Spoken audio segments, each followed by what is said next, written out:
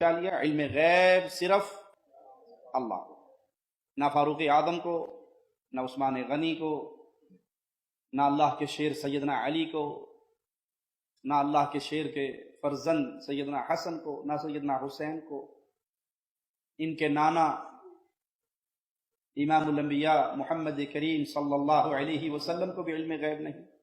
کیوں؟ آپ کے سامنے ایک یہودیہ نے خیبر کے موقع پہ زہر والا کھانا پیش کیا، آپ نے کھا لیا، آپ کو علم غیب نہیں، غیب صرف اللہ کے پاس ہے۔ اللہ چاہے بتا دے، اللہ چاہے نہ بتائے۔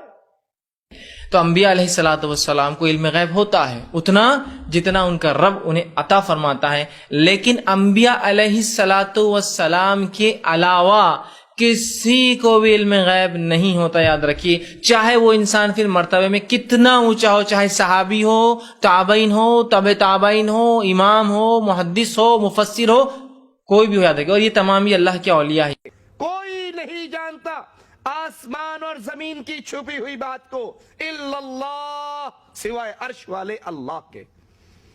اللہ کے علاوہ غیب کی بات کوئی نہیں جانتا۔ سوال: آپ صلی اللہ علیہ وسلم علم غیب جانتے تھے یا نہیں جانتے تھے؟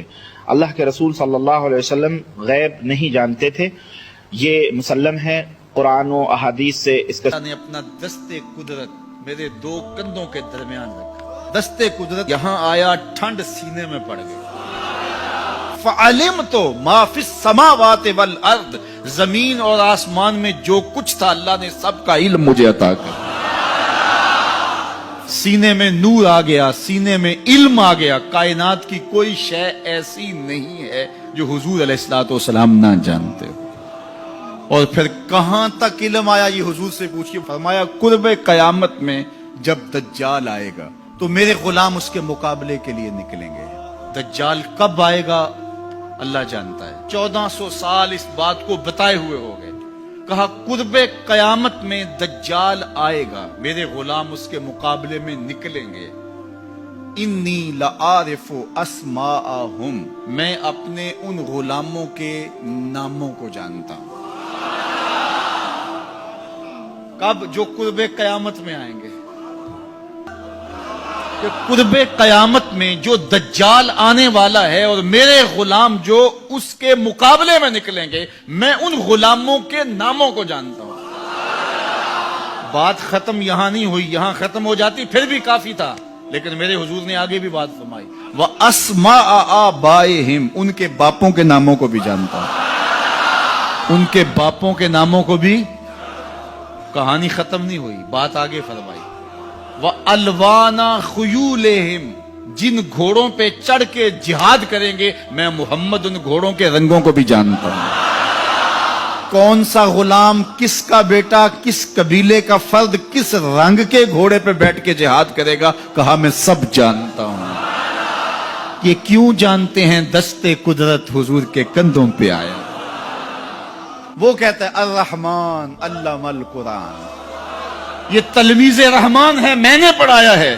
تو جب اس نے پڑھایا ہے تو پھر کوئی شے مخفی، محبوب سے کوئی شے پوشیدہ نہیں رکھی۔ اور اعلیٰ حضرت فرماتے ہیں کوئی نشانی باقی رہ گئی جب رخ سے نقاب بھی الٹ دیا، جب رب نے اپنا آپ بھی نہیں چھپایا تو پھر کوئی شے باقی پیچھے رہ گئی۔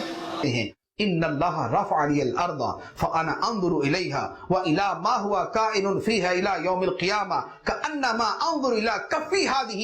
ارشاد فرمایا بے شک اللہ نے زمین کو میرے سامنے بلند کر دیا، میرے سامنے کر دیا، فانا انظر الیہا، تو میں زمین کی طرف دیکھ رہا ہوں، اور جو کچھ زمین میں ہے میں اس سب کو دیکھ رہا ہوں، اور ایسے دیکھ رہا ہوں جس طرح اپنے ہاتھ کی ہتھیلی کو دیکھ رہا ہوں۔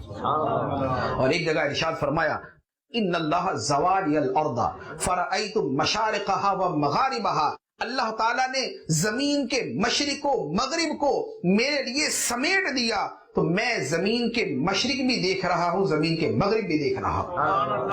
ایک جگہ ارشاد فرمایا رأیت ربی عز وجل فی احسن صورہ فوضع کفہ بین کتفی فوجدت بردہا بین ثدییا فعلمت ما فی السماوات والارض، ارشاد فرمایا کہ میں نے اپنے رب کو دیکھا، رأیت ربی عز وجل فی احسن صورہ، میں نے اپنے رب کو بہترین صورت میں دیکھا۔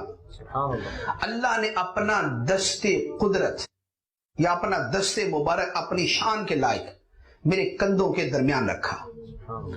سرکار فرماتے ہیں کہ اس کی ٹھنڈک مجھے اپنے دل میں محسوس ہوئی۔ دست مبارک شان کے مطابق کندھوں کے درمیان رکھا، فرمایا فوجدت بردہا بین ثدییا، میں نے اس کی ٹھنڈک اپنے سینے میں محسوس کی، فعلمت ما فی السماوات والارض، تو آسمان و زمین میں جو کچھ تھا میں نے سارے کا سارا جان لیا، میں نے سارے کا سارا جان لیا۔ اور پھر آقا کریم علیہ الصلوۃ والسلام کبھی کبھار کچھ حصہ بتا بھی دیتے تھے، چنانچہ بخاری شریف کی حدیث مبارک حضرت سیدنا عمر فاروق رضی اللہ تعالی عنہ فرماتے ہیں کہ ایک مرتبہ آقا کریم صلی اللہ علیہ وآلہ وسلم ہمارے درمیان فجر کی نماز کے بعد ممبر پہ کھڑے ہوئے اور ہمیں واقعات بتانا شروع کیے۔ کب سے؟ جب سے مخلوق پیدا ہوئی، جب سے آدم علیہ السلام نہیں، جب سے آدم علیہ السلام پیدا ہوئی، جب سے مخلوق پیدا ہوئی، اور یہ بگ بینگ بھی نہیں ہے، یہ اس سے بھی پہلے ہے، کہ بگ بینگ بھی تو بنا ہوا گولا ہی پھٹا تھا نا، تو وہ بھی تو مخلوق تھا، اس سے بھی پہلے۔ فَأَخْبَرَنَا عَنْ بَدْءِ الْخَلْقِ، ہمیں خبریں دینا شروع کی جب سے مخلوق کی ابتدا ہوئی، اور وہ حقیقت میں کون سی ابتدا ہے، وہ کون سا وقت ہے، وہ کون سی چیز تھی، وہ خود سرکار کا اپنا نور تھا۔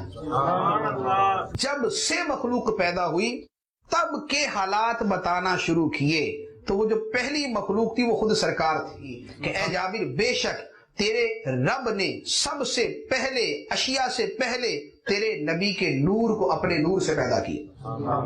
تو فرمایا جب سے مخلوق پیدا ہوئی تب سے بیان کرنا شروع کیا، اور کب تک کے حالات بیان کیے، فرمایا حتیٰ کہ جنتی جنت میں چلے گئے، جہنمی جہنم میں چلے گئے۔